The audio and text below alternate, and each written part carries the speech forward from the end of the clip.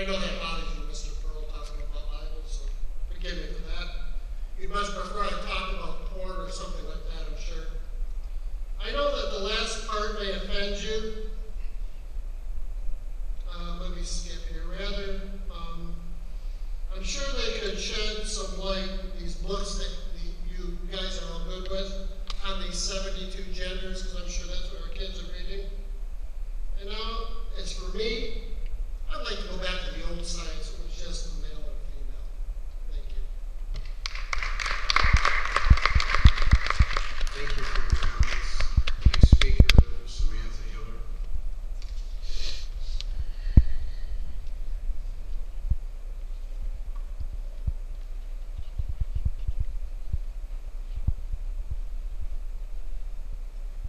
Hello, my name is Samantha Hilliard and I'm a resident of Clinton Township. My son attends Ottawa Elementary, and I just wanted to express my gratitude and appreciation for the hiring of Mr. Johnson as the principal for Ottawa. We are very happy to have him and we appreciate him very much. He's already initiated many improvements like garbage cans on the playground and new tile floors for replacements in the cafeteria. We also want to thank Ron Roberts, and I believe it was Scott, for coming to Ottawa the other day. It was nice seeing you guys there. I also want to thank the board members who have made themselves available to answer questions whenever they arise and making themselves available. I really appreciate everything that you guys do for us and for all the students in the district and for the staff. I just want to say thank you for everything that you guys do. Have a great night. Thank you for your comments. Next speaker, Louis Miles.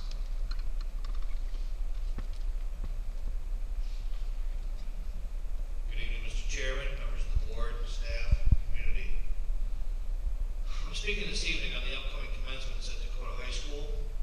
My daughter will be walking, which is my third child in this district. I'm very proud of that. But I, as well as other district parents, had a few concerns. The capacity, the numbers I was able to find, put the home side at 2,820, the away side at 723, for a total of 3,543. I've heard conflicting numbers of students, but 700 students seems to be the average. With that said, every student gets 6 tickets. That's 4,200 possible attendees. Now maybe those numbers work using the Common Core curriculum you approved, but by my math skills, they seem a little off. Let's assume numbers aren't an issue. Has anyone considered handicap seating, parking for wheelchairs and scooters so that everyone can sit together?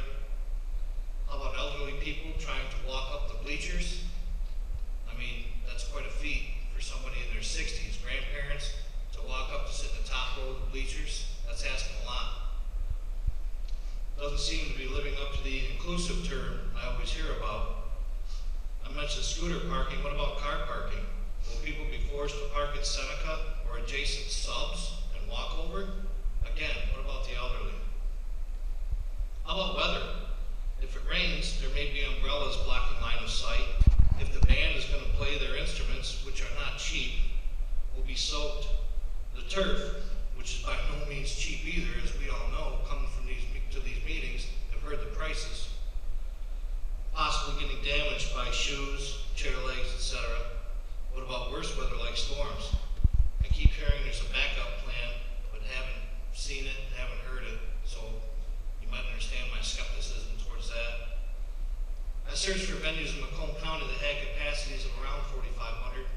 As it turns out, Macomb Community College main campus, the South Campus, has the Sports and Expo Center room, which is 75,000 square feet, capacity of over 4,000, one level of flooring from parking lot to event space, so no steps, full professional portable stage with sound and lighting, if needed, abundant lit parking with handicap and drop-off zones.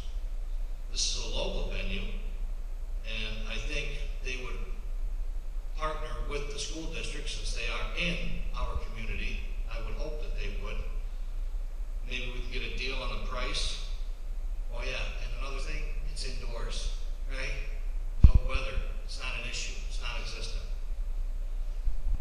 scrape up the extra money. I mean, look at the millions we've saved using services like MySec. Even if no deals were to be had, with the hundreds of millions of dollars flowing through this district, along with the almost $400,000 salary of a certain superintendent, it poses the question, do you really put kids and parents first? And aren't those kids worth it?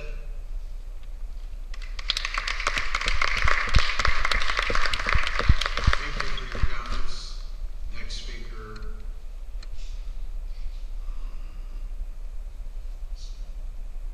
Walt.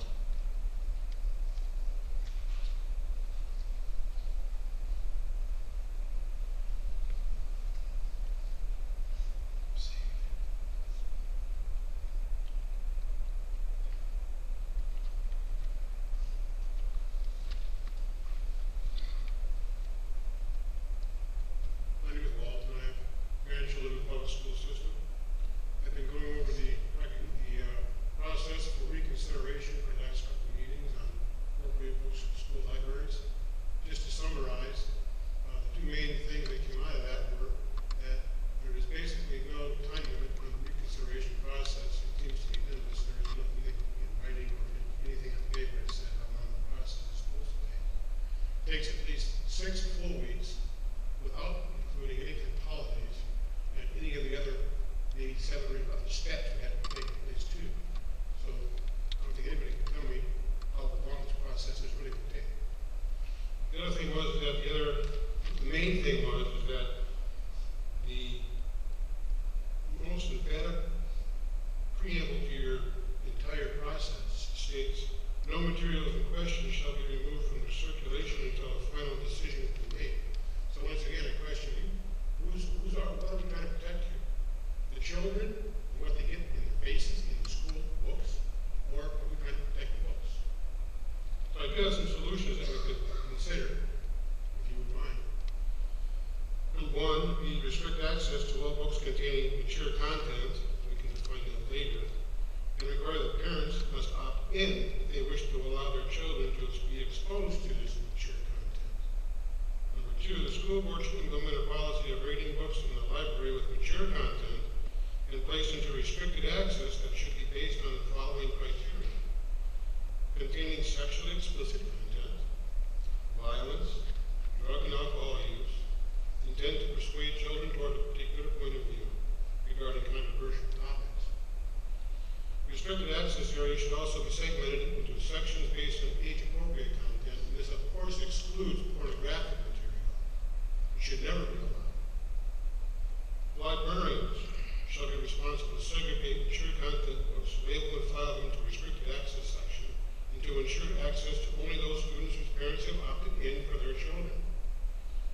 No categorizing, classifying, organizing, and filing books are all within the normal scope of the librarian's job description. That's what they do. Third, any book singled out as being objectionable by a parent should be immediately remanded to the restricted access area of the library. There it will remain until the reconsideration process committee can convene and final determination can be made on the actual status of this book. No, the above mentioned proposals are all effectively part of the solutions submitted by concerned parents of CBS Watch to the school board back on October 17, 2023. It's on their website. Everything I just recited to you is on the website and been presented to you already for your consideration. Evidently, it's only been 10 years. I'm repeating this for you to hear it again. Lastly, the school board should develop a reconsideration procedure to follow consisting of a specific, reasonably short time period to complete and ensure the library staff adheres to the aforementioned policies. Short and definitive time frame would be appreciated, and I think quite vital. Is that right? Thank you for your comments. Last speaker tonight, Susie D.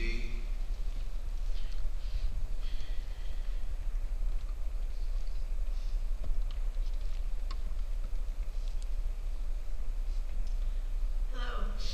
As a parent in this district, I want to address recent remarks made by one of our board members, whose duty is to serve and represent all members of our diverse community.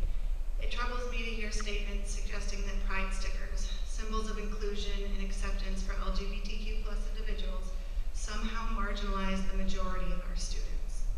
Firstly, I must emphasize that creating a safe and inclusive environment for all students is not a zero-sum game. Supporting LGBTQ+ students does not diminish the value or inclusion of others. It simply ensures that all students feel respected and valued for who they are. To suggest otherwise is to fundamentally misunderstand the principles of inclusivity that should guide the actions of educators and leaders. Furthermore, it is deeply concerning that this member of the board would respond to concerns about marginalization by asking a Black man to look up the definition of marginalization 8 times. This comment not only reeks of insensitivity, but also demonstrates a profound lack of understanding of the struggles faced by actual marginalized communities, particularly the Black community, both historically and today. To ask a member of a marginalized group to educate themselves on the very concept of marginalization is not only dismissive, but perpetuates the systemic issues of ignorance and inequality that we as a society and as a district should be actively working to dismantle. It is unacceptable that in a space dedicated to education and progress, such ignorance and disrespect are allowed. As leaders in education, it is your responsibility to promote empathy, understanding, and respect for all members of our community. We cannot claim to uphold these values while allowing this divisive and discriminatory rhetoric to go unchallenged within your own ranks. I urge this board to reflect on the impact of these remarks and take concrete steps to address the underlying issues of ignorance and intolerance. Let's strive to continue making this amazing district one that truly embraces diversity, fosters understanding, and stands against all forms of discrimination and prejudice. I wish you all a very happy Pride Month, full of acceptance and education. And as a reminder to all, especially this month, nobody wants your cisgender and hetero kids to be trans or queer. Nobody. We just want the trans and queer kids to be okay. What's this thing? Thank you for your comments. There's no Next such item thing. is, Male and female. Board